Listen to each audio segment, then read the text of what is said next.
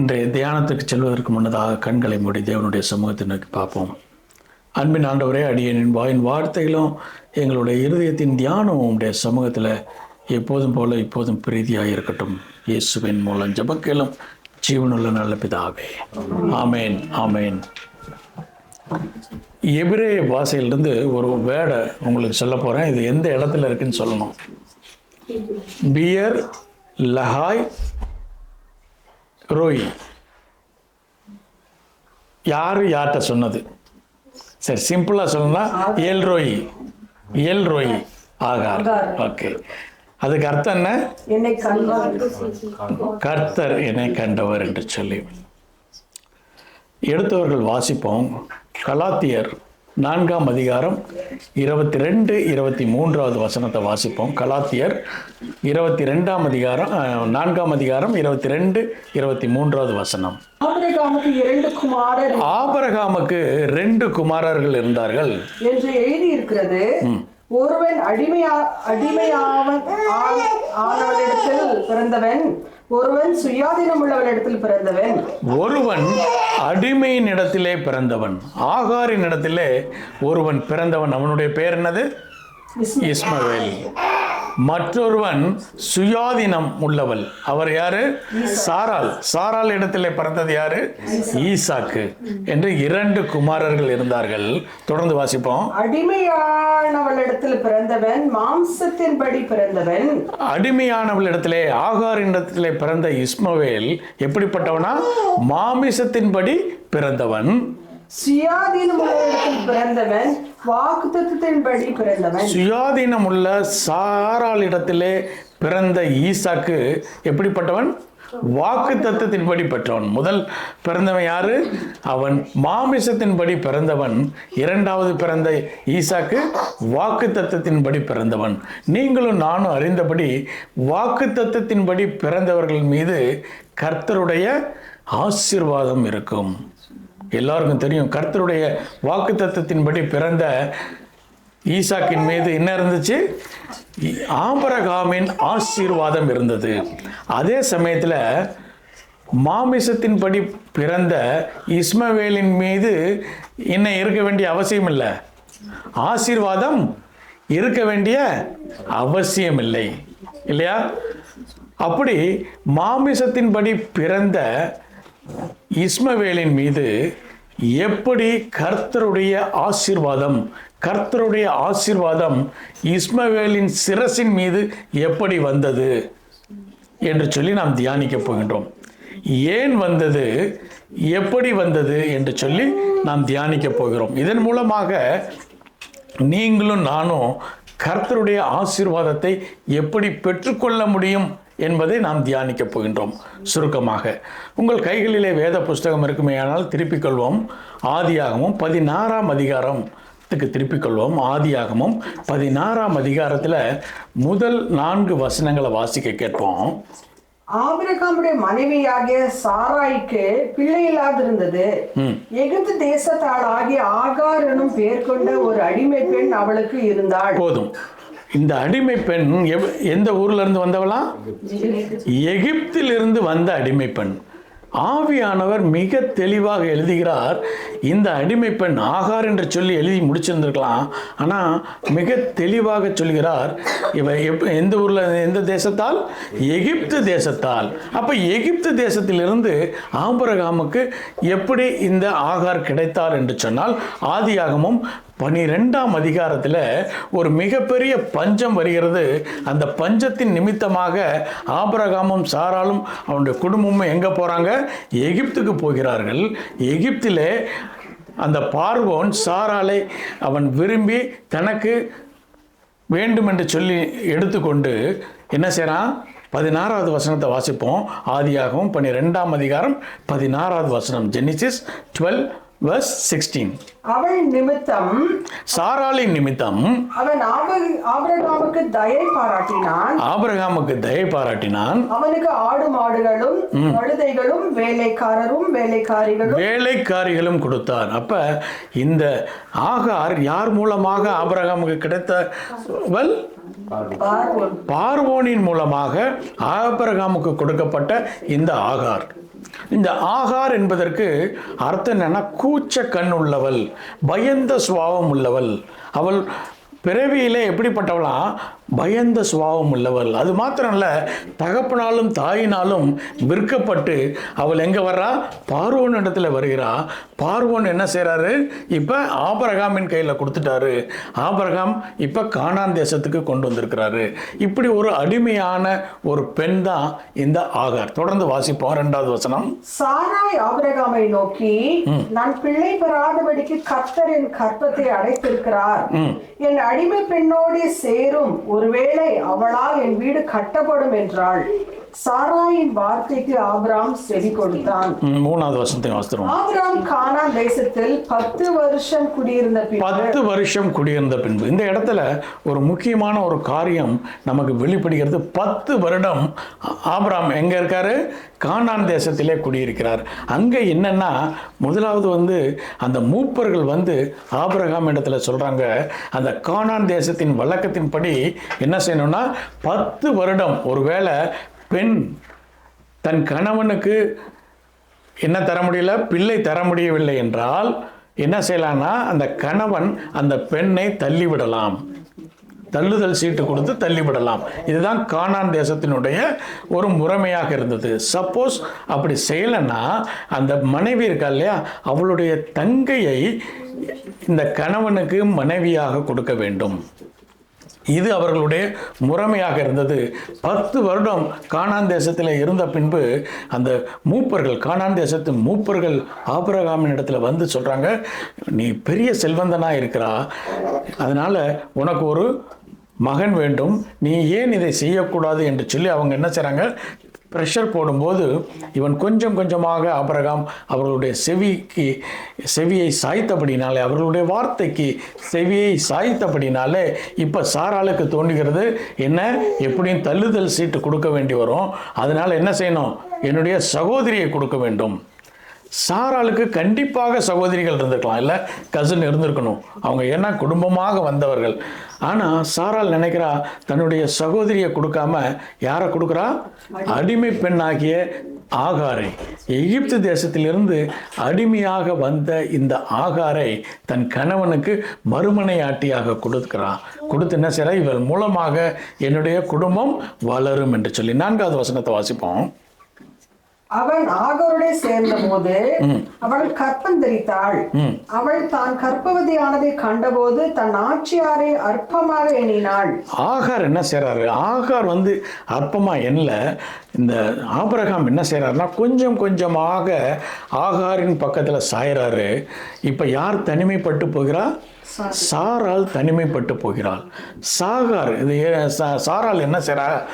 தேவனை நோக்கி முறையிடும் போது தேவன் சாராளோடு கூட பேசினாராம். ஒரு ஜெப கூட்டத்தில் நம்ம பார்த்தோம், ஏசாயா வாசிக்க வேண்டாம், ஏசாயா தீர்க்கதரிசியின் புஸ்தகம் 54ஆம் அதிகாரத்தில் கர்த்தர் சாராளின் ஜெபத்தை கேட்டு அவர் சொன்ன காரியத்தை ஏசாயா ஒரு பாடலாக எழுதுகிறார்.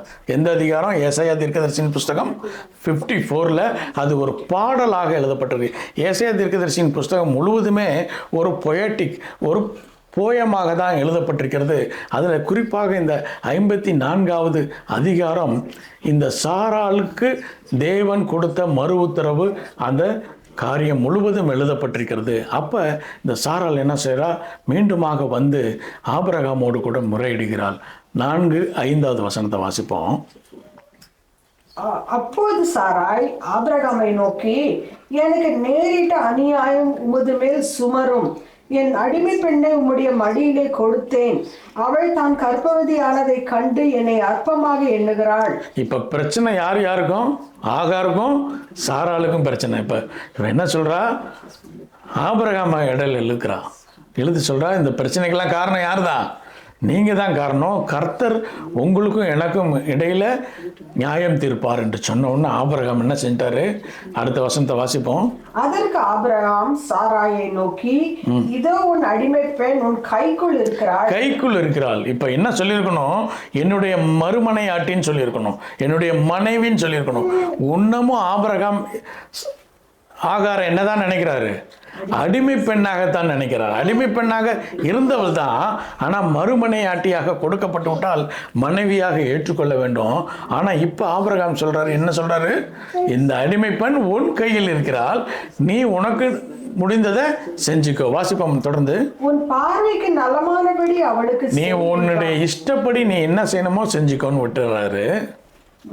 அப்பொழுது சாராய் அவளை கடினமாய் நடத்தினபடியால் அவளை விட்டு ஓடி போனாள். இப்போ என்னன்னா, அவ்வளவு கடினமாக நடத்தும் போது ஆகார் என்ன நினைக்கிறாங்க? இனிமேல் இந்த இடத்துல இருக்க முடியாது. கைவிடப்பட்ட ஒரு சூழ்நிலை, பெற்றோர்களினாலே கைவிடப்பட்ட ஒரு சூழ்நிலை. பெற்றோர்கள் பார்வோனுக்கு விற்கிறார்கள். பார்வோன் என்ன செய்கிறாரு? ஆபிரகாமுக்கு கொடுத்து விடுகிறார். இப்போ ஆபிரகாம் சாராள் இடத்துல இருக்கும்போது அவனுக்கு மறுமனையாட்டியாக ஆபிரகாமுக்கு கொடுத்த போது அவள் கற்பம் உண்டாகிறாள். இப்போ கடினமாக நடத்தப்படுகிறாள். அப்போ தான் அவன் என்ன நினைக்கிறா?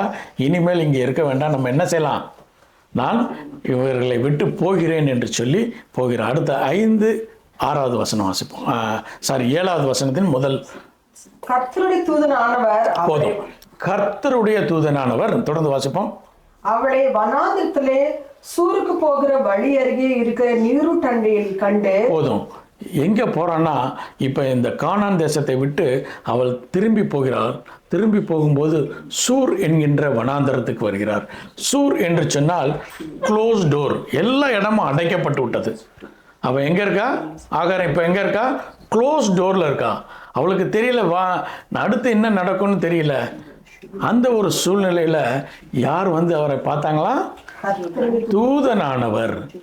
ஆங்கிலத்தில் always we say that an angel. If you are saying an angel, that is a angel, only angel. Wherever we are putting the angel, that denotes Jesus, Christ Jesus. So Christ Jesus, ஆண்டவராகிய இயேசு கிறிஸ்து, கிறிஸ்து இயேசு யாரை meet பண்ணுறாங்களா? ஆகாரை meet பண்ணுறாரு. வேதாகமத்தில் முதல் முறையாக தூதனானவர் ஒரு மனிதரை பார்த்தார் என்று சொன்னால் அது யார் தான்? ஆகார் தான். முதல் முறையாக. ஆபிரகாமுக்கே ஆதியாகமம் 22 தூதனானவர் பேசினதை கேட்டார்னா இருக்கு. ஆனால் ஆகாருக்கு முதல் முறையாக தூதனானவர் கிறிஸ்து இயேசு சூர் என்கின்ற வனாந்தரத்தில் அந்த துறவண்டையிலே ஆகாரை சந்திக்கிறார். எப்படிப்பட்ட ஒரு உன்னதமான ஒரு சூழ்நிலை. இந்த ஆகாருக்கு கர்த்தர் யாருன்னு தெரியாது. கர்த்தரை குறித்து ஒருவேளை கேள்விப்பட்டிருக்கலாம், ஆபிரகாமின் மூலமாக கேள்விப்பட்டிருக்கலாம். என்னுடைய எஜமானை ஆசீர்வதித்து வந்தது யார் தான்? இந்த கர்த்தர் என்று சொல்லி. என்னுடைய எஜமானை பார்வோனுடைய கைகளிலிருந்து விலக்கி காத்தது யார் என்று சொல்லி ஆபிரகாமுடைய வாழ்க்கையை பார்த்து தெரிஞ்சிருக்கலாம். ஆனால் பர்சனல் என்கவுண்டர் அவளுக்கு இல்லை.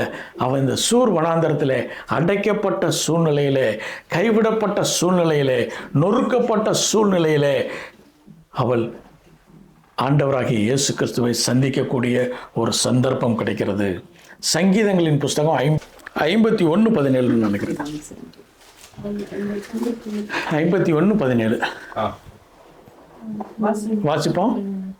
தேவனு கேட்கும் பலிகள் நொறுங்குண்ட ஆவிதான். தேவனே, நொறுங்குண்டதும் நறுங்குண்டதுமான இருதயத்தை நீர் புறக்கணீர். கர்த்தர் சொல்றாரு, நறுங்குண்டதும் நொறுங்குண்டதுமான ஆவியை புறக்கணியாதர். அப்படிப்பட்ட ஒரு சூழ்நிலை, நெருக்கப்பட்ட சூழ்நிலை, நொறுக்கப்பட்ட சூழ்நிலை, கைவிடப்பட்ட சூழ்நிலை. அந்த இடம் என்னது?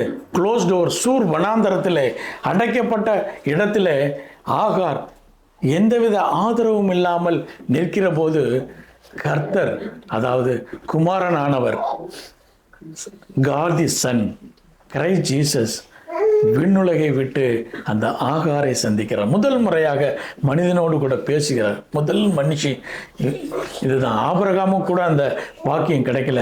வந்து கர்த்தர் அவரோடு கூட பேசுகிறார். என்ன பேசினாருன்னு பார்ப்போமா? சாராயின் அடிமை பெண்ணாகிய ஆகாரே, எங்கிருந்து வருகிறாய்? அவளுடைய பெயர் தெரிஞ்சிருக்குது, ஆகார் என்று சொல்லி. எங்கே போகிறாய்? எங்கிருந்து வருகிறாய்? எங்கே போகிறாய்.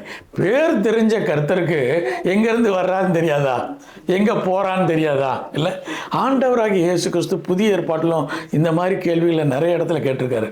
குருடனை பார்த்து கேட்பாரு, நீ பார்வையடைய வேற என்ன வேணும்? குருடனுக்கு என்னதான் வேணும்? பார்வைதான். சுகம் இல்லாமல் வந்தால் ஆண்டவராகிய இயேசு கிறிஸ்து என்ன கேட்பார்னா, நீ சுகம் பெற விரும்புகிறாயா? இந்த கேள்வி பல நேரத்தில் நமக்கு ஒரு ஆச்சரியத்தை உண்டாக்கும். அதே கேள்வி இங்கே கேட்குறாரு. ஆகாரேன்னு சொல்கிறார், பேர் தெரிஞ்சிருக்கு. அவர் கேட்குறார், எங்கிருந்து வருகிறாய், எங்கே போகிறாய்? தொடர்ந்து வாசிப்போம். என்று கேட்டார். அவள், நான் என் நாச்சியாராகிய சாராயை விட்டு ஓடி போகிறேன் என்றாள். போதும். பெண், பொதுவாக பெண் ஒரே வார்த்தையில் பதில் சொல்லுவாங்களா? சொல்லவே மாட்டாங்க. மோசே ரொம்ப அவசரமாக சீக்கிரம் எழுதிட்டார் ஒரே வார்த்தை. ஒருவேளை நான் நினைக்கிறேன் அந்த அம்மா எங்கேருந்து ஆரம்பிச்சிருப்பாங்க, பிறந்த இடத்துலேருந்து ஆரம்பிச்சிருப்பாங்க. இந்த ஊரில் பிறந்தேன், எங்கள் அப்பா அம்மா பார்வோனுக்கு வித்துட்டாங்க, பார்வோன் இடத்துல யார் வந்தா? ஆபிரகாம் வந்தார், ஆபிரகாம்கிட்ட கொடுத்தாரு, அங்கேருந்து நாங்கள் மறுபடியும் இந்த தேசத்துக்கு வந்தோம், எல்லா கதையும் சொல்லியிருப்போம். கர்த்தருக்கு எல்லாம் தெரிஞ்சிருந்தாலும் என்ன செய்வார்னா சில சமயத்தில் பொறுமையாக கேட்பார். நம்ம என்ன சொல்லிடுவோம், போதும், மேக் இட் ஷார்ட் அப்படிம்போம். ஆனால் கர்த்தர் என்ன செய்கிறாருன்னா பொறுமையாக கேட்டார். ஒருவேளை இது எல்லாத்தையும் மோசே எழுதலைனாலும் இந்த அம்மா எல்லா காரியத்தையும் சொல்லுச்சு. இப்படி இருந்தேன், இப்படி ஆச்சு, இங்கே வந்தேன், அதெல்லாம் பொறுமையாய் கர்த்தர் கேட்கிறவர். நம்முடைய அங்கலாய்ப்பை கேட்கக்கூடியவர் யார் தான்? கர்த்தர் ஒருவரே. இயேசு மாத்திரமே நம்முடைய அங்கலாய்ப்பை கேட்பார். ஒருவேளை மனுஷர்கிட்ட சொன்னால் மனுஷர் என்ன சொல்லிடுவாங்க, போதுங்க வேற கால் வந்துருச்சுன்னு கட் பண்ணிடுவாங்க. ஆனால் அங்கலாய்ப்புகளை, நம்முடைய அங்கலாய்ப்புகளை கேட்பவர் கர்த்தர். எல்லா காரியத்தையும் கேட்டுட்டு அதுக்கப்புறம் என்ன பதில் சொல்றான்னு பார்ப்போம். அப்பொழுது கர்த்தருடைய தூதனானவர், நீ உன் நாச்சியாராண்டிக்கு திரும்பி போய் அவள் கையின் கீழ் அடங்கி இரு என்றார். இப்போ என்ன சொல்றாரு? நீ என்ன செய்து திரும்ப நீ போய் யார்கிட்ட இருக்கணும்? சாராயிட்ட போய் அவளுடைய கைக்கு அடங்கிரு. ஒருவேளை நீங்களும் நானாக இருந்தால் என்ன சொல்லியிருப்போம்? நான் உம்மை கூப்பிட்டேனா? கூப்பிடவே இல்லை, நீரா வந்தீரு. வந்துட்டு ஏதோ ஒரு ஹெல்ப் பண்ணுவீங்கன்னு பார்த்தா ஹெல்ப்பும் பண்ணல. என்ன செய்ய சொல்கிறீங்க? திரும்பி போன்னு சொல்கிறீங்க. திரும்பி போடா. அந்த அம்மா என்ன செய்யும்? முதல்ல அந்த அம்மா என்னை எப்படி நடத்தும்? கடினமாய் நடத்தும். இப்போ 1.5 நாள் ஆயிடுச்சு, சூர் வனாந்தரம் வரைக்கும் வந்தாச்சு. இப்போ திரும்பி போனால் இன்னொரு 1.5 நாள் 3 நாள் கழித்து திருப்பி போனால் அந்த அம்மா என்ன சொல்லும்? போனேல, ஒன்றும் முடியல, இப்போ தானே வந்து என்கிட்ட தானே வந்தேன் அப்படின்னு இன்னும் என்ன செய்யும்? கடினமாய் நடத்தும். நீங்கள் சொல்கிற ஆலோசனை எப்படிப்பட்ட ஆலோசனையாக இருக்குது? இதுக்கு பேசாமல் நீங்கள் உம்மா வழியில் போங்க, நான் என்ன செய்கிறேன், என் வழியில் போகிறேன். ஏதாவது ஹெல்ப் பண்ண முடிஞ்சால் எனக்கு ஹெல்ப் பண்ணுங்க, இல்லையா பேசாமாவது இருங்க. இங்கே வந்து என்கிட்ட இவ்வளோ நேரம் கதையை கேட்டுட்டு இப்போ சொல்கிறீங்க நீ திரும்பி போய் எங்கே போய் உன் நாச்சியார் இடத்துல போய் அவளுடைய கைகளுக்கு நீ அடங்கிருன்னு சொல்கிறேன். இது எனக்கு என்னுடைய லாஜிக்கில் இது உட்காரவே இல்லை. நான் இந்த லாஜிக்கை நான் ஏற்றுக்கொள்ளவே முடியல. ஆனால் அவர் நினச்சா இந்த கர்த்தரை அவர் விசுவாசித்தாள். வந்தவர் யார் என்று சொல்லி கர்த்தருடைய தூதனானவரை கர்த்தர் என்று சொல்லி அறிந்தபடினாலே கர்த்தரை விசுவாசித்தாள். ஆபிரகாமை ஆசீர்வதித்த தேவன் இவர் என்று சொல்லி அவள் விசுவாசித்தாள். விசுவாசித்தது மாத்திரமல்ல, யார் என்று சொல்லி அறிந்து அவரை விசுவாசித்தது மாத்திரமல்ல, அவருடைய வார்த்தைக்கு அவள் உள்ளத்தில் என்ன செய்கிறா? இவருடைய வார்த்தையை நான் விசுவாசிக்கிறேன், இவர் சொன்னபடி நடக்கும், இவருடைய வார்த்தைக்கு நான் கீழ்ப்படுகிறேன், நான் நொறுக்கப்பட்ட சூழ்நிலையில் இருக்கிறேன், நான் இப்போ என்ன செய்ய போகிறேன்னா கர்த்தரை நான் விசுவாசிக்கிறேன், கர்த்தருடைய வழிகள் மேன்மையாக இருக்கும். ஒருவேளை என்னுடைய லாஜிக்கில் அது உட்காரல, ஆனாலும் கூட கர்த்தருடைய வழி செம்மையானதாக இருக்கும் என்று சொல்லி தன் இருதயத்திலே முதலாவது ஒரு தீர்மானத்தை எடுக்கிறான். நான் என்ன செய்வேன்? திரும்ப போவேன் என்று சொல்லி. கர்த்தருக்கு நன்றாக தெரியும். லூக்கா வாசிக்க வேண்டாம். லூக்கா எழுதிய சுவிசேஷம் 16ஆம் அதிகாரம் 15வது வசனத்தில் ஆண்டவராகிய இயேசு கிறிஸ்து சொல்கிறாரு, தேவனோ நம்ம உள்ளத்தின் நினைவுகளை அறிந்திருக்கிறார். தாவீது சொல்கிறார், உங்களுடைய உள்ளத்தையும் உள்ளந்திரியங்களையும் கர்த்தர் அறிந்திருக்கிறார் என்று சொல்லி. அவளுடைய உள்ளத்தை அறிந்தார் கர்த்தர். இவன் என்ன செய்கிறா? சப்மிட் பண்ணுறான். இப்போ என்னுடைய சித்தம் என்ன, ஆகாரனுடைய சித்தம் என்ன, எங்கே போய் என்ன செய்யணும், இந்த ஆபிரகாமையும் சாராளையும் விட்டு நான் தூரத்திற்கு போக வேண்டும் என்று சொல்லி அவள் பிரயாணப்பட்டு போகிறாள். அதுதான் அவளுடைய சித்தம். இப்போ அவள் என்ன செய்கிறா, தேவனுடைய சித்தத்திற்கு முழுமையாய் ஒப்பு கொடுக்கிறாள். கர்த்தரை விசுவாசிக்கிறாள். கர்த்தருடைய வார்த்தைக்கு கீழ்ப்பட்டு என்னுடைய சித்தம் அல்ல ஆண்டவரே, உம்முடைய சித்தத்திற்கு நான் ஒப்பு கொடுக்குறேன், என்னுடைய வாழ்வை உம்முடைய சித்தத்திற்கு ஒப்பு கொடுக்குறேன். ஒருவேளை என்னுடைய லாஜிக்கில் இது ஃபிட் ஆகலை, ஆனாலும் கர்த்தருடைய சித்தத்திற்கு என்னை முழுமையாய் ஒப்பு கொடுக்கிறேன் என்று சொல்லி உள்ளத்திலே அவள் ஒரு தீர்மானத்தை எடுக்கிறாள். அந்த தீர்மானத்தை கர்த்தர் கண்டு அடுத்த வசனத்தை என்ன சொல்றான்னு பார்ப்போம். இன்னும் கர்த்தருடைய தூதனானவர் அவளை நோக்கி அவளை நோக்கி உன் சந்ததியை மிகவும் பெருக பண்ணுவேன், உன்னுடைய சந்ததியை மிகவும் பெருக பண்ணுவேன். நீ நினைச்சிட்டு இருக்கிற ஆபிரகாமின் சந்ததி வாக்குத்தத்தம் பண்ணப்பட்ட சந்ததி, அவர்களை நான் ஆசீர்வதிப்பேன் என்று சொல்லி, அது மாத்திரமல்ல, என்னுடைய சித்தத்திற்கு நீ முழுமையாய் ஒப்பு கொடுத்தபடினாலே, என்னை நீ விசுவாசித்தபடினாலே உன்னுடைய சந்ததியை நான் பெருக பண்ணி அது பெருகி எண்ணி முடியாததாய் இருக்கும் என்றார். அது ஆபிரகாமின் சந்ததியை போல எண்ண முடியாததாய் இருக்கும். ஒருவேளை நம்ம நினைச்சுக்கிறோம், ஆபிரகாமின் நிமித்தம் யார் ஆசீர்வதித்தார், இஸ்மவேலை ஆசீர்வதித்தார் என்று சொல்லி பின்னாடி என்னுடைய முதல் குமாரனுக்கு என்ன நடக்கும்னு கேட்கும்போது அவனையும் ஆசீர்வதிப்பேன் கர்த்தர் பின்னாடி சொல்றாரு. ஆனால் அதுக்கு முன்னாடியே யார்கிட்ட சொல்லிட்டாரு, ஆகார் இடத்துல சொல்லிட்டார். ஏன் என்று சொன்னால் அவள் கர்த்தருடைய சித்தத்திற்கு முழுமையாய் ஒப்பு கொடுக்குறாள். அவளுக்கு தெரியும், திரும்பி போனால் என்ன இருக்கும், அவமானங்கள் இருக்கும், பாடுகள் இருக்கும், கஷ்டங்கள் இருக்கும், ஆனாலும் கர்த்தர் எனக்கு கிருபை செய்வார் என்று சொல்லி கர்த்தருடைய சித்தத்திற்கு தன்னுடைய வாழ்க்கையை முழுமையாய் ஒப்பு கொடுத்தபடினாலே கர்த்தர் என்ன சொல்றாரு, உன் சந்ததியை நான் பலுகி பெருக பண்ணுவேன் என்று சொல்லி. நடந்தது என்ன நமக்கு தெரியும். என்ன செய்றா, மீண்டுமாக அவ எங்க போயிட்டா, ஆகார் ஆபிரகாம் இடத்துல போய் அவர் சொல்றாரு, நீ இஸ்மவேல் என்று சொல்லி உனக்கு பெயரிடுவாயாக. இந்த வசனத்தையும் வாசித்துருவோம். பின்னும் கர்த்தருடைய தூதனானவர் அவளை நோக்கி நீ கர்ப்பவதியாய் இருக்கிறாய், ஒரு குமாரனை பெறுவாய், நீ ஒரு குமாரனை பெறுவாய், கர்த்தர் உன் அங்கலாய்ப்பை கேட்டபடி, கர்த்தர் உன்னுடைய அங்கலாய்ப்பை கேட்டபடினாலே அவனுக்கு இஸ்மவேல் என்று பெயரிடுவாய், இஸ்மவேல் என்று பெயரிடுவாய் என்று சொல்லி மீண்டுமாக கர்த்தர் என்ன செய்கிறாரு, சாராள் இடத்துல, சாராய் ஆபிரகாம் இடத்துல அனுப்புகிறார். அந்த இடத்துல தங்கி இருக்கிறாங்க. தங்கியிருந்து இப்போ எல்லாமே கஷ்டம்தான். கடைசியாக என்ன நடந்துச்சு, ஆதியாகமம் 21ஆம் அதிகாரம் 14வது வசனத்தை வாசிப்போம். ஆதியாகமம் 21ஆம் அதிகாரம் 14வது வசனம். ஆபிரகாம் அதிகாலையில் எழுந்து அப்பத்தையும் ஒரு துருத்தி தண்ணீரையும் எடுத்து ஆகாருடைய தோளின் மேல் வைத்து பிள்ளையும் ஒப்பு கொடுத்து அவளை அனுப்பிவிட்டான். போய் அங்கே போறா. போயிட்டு பாடுகள்லாம் தீந்துருன்னு சொன்னால் என்ன ஆகல, பாடு தீரல. கடைசியாக என்னாச்சு, பேட் பிகம் வர்ஸ்ட். இப்போ என்ன செஞ்சிட்டாரு ஆபிரகாம், என்ன செஞ்சாரு, ஒரு துருத்தியில் என்ன தான் வச்சாரு, திராட்சரசமா தண்ணியா, தண்ணீர் தான் வச்சாரு. தண்ணீர் வச்சு கொஞ்சம் அப்பத்தை வச்சுட்டு என்ன செஞ்சிட்டாரு, போன்னு அனுப்பி விட்டார். சரி, ஆபிரகாம்கிட்ட இல்லாத சொத்தா, எவ்வளோ சொத்து இருந்துச்சு, ஒரு ஒட்டகம், ஒரு கழுதை, கொஞ்சம் காசு, கொஞ்சம் பொருட்கள், சில ஆட்கள், இல்லை ஒரு 10 பேரை அனுப்பிச்சி விட்டு இவங்க கூட இருந்துக்கோ அப்படின்னு இவங்களை அனுப்பிச்சிருக்கலாம். யார் தான் அது, இஸ்மவேல் யார் தான், அவருடைய மகன். அந்த மகனுக்காக ஒரு ஒட்டகத்தை கொடுத்துருக்கலாம், ஒரு கழுதையை கொடுத்துருக்கலாம், கொஞ்சம் மக்களை அனுப்பிச்சிருக்கலாம், ஒரு 10 பேர் வேலைக்காரர்களை அனுப்பி நீ போய் எங்கேயோ பொழைச்சிக்கோன்னு சொல்லி அனுப்பிச்சிருக்கலாம். ஆனால் ஆபிரகாம் என்ன செஞ்சாரு, கொஞ்சம் அப்பத்தையும் ஒரு துருத்தியில தண்ணி, அந்த தண்ணி எங்க போயிருச்சு, எங்க வரும்போது தீர்ந்து போயிருச்சு. வாசிப்போம். 16. துருத்திலிருந்து தண்ணீர் செலவழிந்த பின்பு அவள் பிள்ளையை ஒரு செடியின் கீழ் விட்டு, பிள்ளைன்னு சொன்னோன்னா நம்ம என்ன நினைப்போம், எத்தனை வயசு இருக்கும், எத்தனை வயசு இருந்திருக்கும், 4-5. Any guess? சரி, முதல்ல பார்ப்போமா. 16ஆம் அதிகாரம் ஆதியாகமம் 16:16 வாசிப்போமே.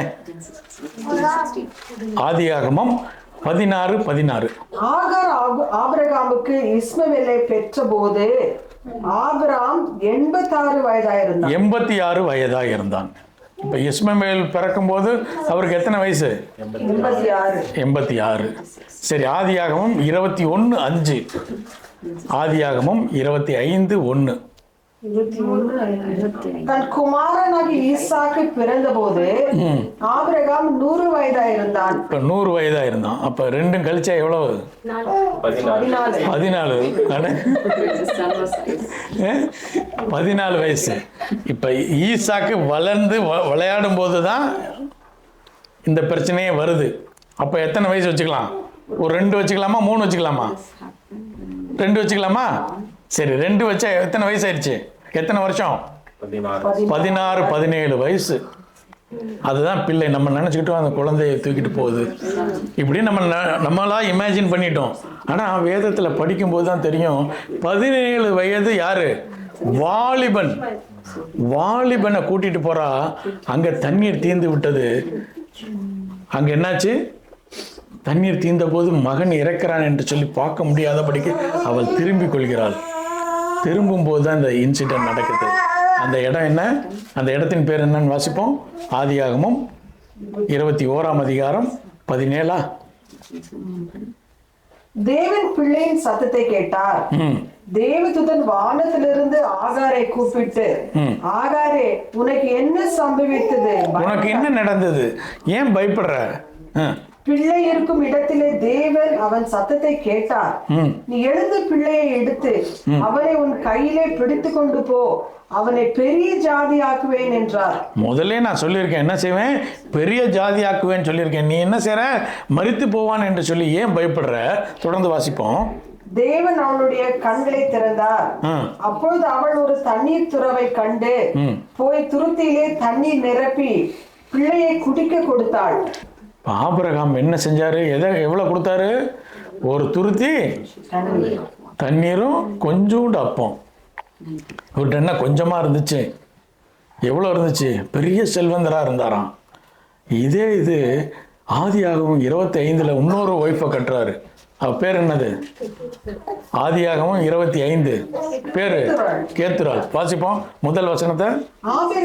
ஆபிரகாம் கேத்துராள் என்று பெயர் கொண்ட ஒரு ஸ்திரியை விவாகம் பண்ணி இருந்தான்.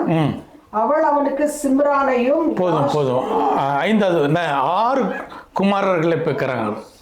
முதல்ல யாரு? இஸ்மவேல். 2வது ஈசாக்கு. கேத்துராள் மூலமாக 6 மகன்களை பெற்ற பின்பு 5வது வசனம் வந்துடும். ஆபிரகாம் தனக்கு உண்டான யாவற்றையும் ஈசாக்குக்கு கொடுத்தான். தனக்கு இருந்த எல்லா சொத்தையும் யார்கிட்ட கொடுக்குறாரு?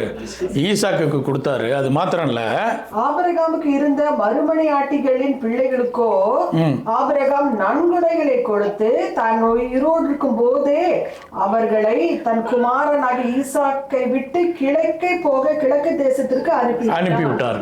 இப்ப கேத்துராவுடைய பிள்ளைகளுக்கு என்ன கொடுத்திருக்கிறாரு? வெகுமதிகள், நன்கொடைகள், பணம், சொத்து எல்லாத்தையும் கொடுத்து என்ன செஞ்சாரு? அனுப்பி விட்டாரு. இப்ப இந்த ஆகாருடைய பையனுக்கு என்ன செஞ்சிருக்கலாம்? கொடுத்துருக்கலாமா இல்லையா? கொடுக்கவே இல்லை, ஒன்றுமே கொடுக்கல. அநேக நேரங்களில் மனிதர்கள் கைவிடலாம், ஆனால் கர்த்தர் என்ன செய்கிறாரு? சேர்த்துக்கொள்வார். ஒடுக்கப்படுகிற யாவருக்கும் கர்த்தர் நீதி செய்கிறவராக இருக்கிறார். பல நேரங்களில் மனிதர்கள் நம்மளை கைவிட்டார்கள் என்று சொல்லி நம்ம நினைக்கிறோம், ஆனால் கர்த்தர் என்ன செய்கிறாரு? அதை சரி கட்டுகிறார். ஆபிரகாம் கர்த்தரை விசுவாசித்தான். என்ன வசனம்? ஆதியாகமம் 15:6. ஆதியாகமம் 15:6 வசனம். அவன் கர்த்தரை விசுவாசித்தான். ஆபிரகாம் கர்த்தரை விசுவாசித்தான். அதை அவர் அவனுக்கு நீதியாக எண்ணினார். அதை அவர் நீதியாக எண்ணினார். அதே போல ஆகார் கர்த்தரை விசுவாசித்தார்.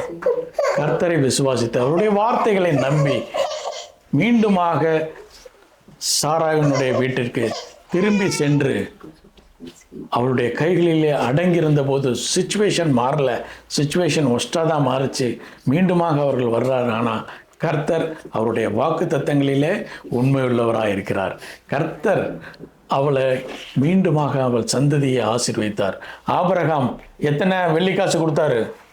இஸ்மவேல் வரும்போது ஒரு வெள்ளி காசு கூட கொடுக்கல, ஒரு தங்க காசு கொடுக்கல, ஒரு ஒட்டகம், ஒரு கழுதை, எதுவுமே கொடுக்கல. ஆனால் கர்த்தர் எதை கொடுத்தார் என்று சொல்லி பார்ப்போம். ஆதியாகமம் 25ஆம் அதிகாரம் 18வது வசனம் என்று சொல்லி நினைக்கிறேன். ஆதியாகமம் அவர்கள் அவிலா துவக்கி அவிலா தேசம், இந்த அவிலா தேசத்தை இஸ்மவேலுக்கும் ஆகாரின் சந்ததிக்கும் கொடுத்தார். தொடர்ந்து வாசிப்போம். துவக்கி எகிப்துக்கு எதிராக அசிரியாவுக்கு போகிற வழியில் இருக்கும் சூர் மட்டும் வாசம் பண்ணினார்கள். கர்த்தர் அவங்களுக்கு எந்த தேசத்தை கொடுத்தார்? ஆவிலா தேசத்தை கொடுக்கிறார். ஆவிலா தேசம் எங்க இருக்குன்னா, இந்த பக்கம் எகிப்து, இந்த பக்கம் அசிரியா, இந்த பக்கம் கானான் தேசம், இந்த பக்கம் என்னது எகிப்து. இந்த 2 தேசத்திற்கும் இடையிலே இருக்கக்கூடிய வளமான இடத்தை கொடுக்கிறார். இந்த இடம் ஆவிலா தேசம் என்பது மிகவும் வளம் பொருந்திய செழிப்பான தேசம். ஒருவேளை ஆபிரகாம் ஒன்றுமே கொடுக்கல, ஆபிரகாம் ஒட்டகம் கொடுக்கல, ஆபிரகாம் கழுதை கொடுக்கல, ஆபிரகாம் என்ன கொடுக்கல, பொன்னும் வெள்ளியும் கொடுக்கல, வேலைக்காரர்களை கொடுக்கல. ஆனால் தனி மனுஷியாக இந்த 16-17 வயது பையனை கூட்டி கொண்டு வந்த அவர்களுக்கு ஆவிலா தேசத்தை கர்த்தர் கொடுத்தார். இந்த ஆவிலா தேசத்தை குறித்து பார்க்கும்போது ஆதியாகமம் 2ஆம் அதிகாரம் 11-12வது வசனத்தை வாசிப்போம். ஆதியாகமம் 2ஆம் அதிகாரம் 11-12. முதலாம் ஆற்றுக்கு பைசோன் என்று பெயர். ஏதேன் தோட்டத்தை வளமாக்கின நதிகளிலே மிக முக்கியமான நதி என்னது? பைசோன் நதி. அது ஆவிலா தேசம். இது ஆவிலா தேசத்திலே போய் சுற்றி ஓடும். ஆவிலா தேசத்தை முழுவதும் எது ஓடுமா? பைசோன் என்கின்ற ஆறு. இந்த பைசோன் ஆறு தான் ஏதேன் தோட்டத்தை வளமாக்கிய ஒரு ஆறு. இந்த ஆறு இந்த ஆவிலா தேசத்தை சுற்றிலுமாய் போகும். அவ்விடத்தில் பொன் விளையும். அந்த இடத்துல என்ன விளையுமா? பொன் விளையும். ஒருவேளை பொன், ஒரு வெள்ளிக்காசு, ஒரு பொன் காசை கூட கொடுக்கலன்னு நினைக்கலாம். ஆனால் கர்த்தர் என்ன செஞ்சாரு?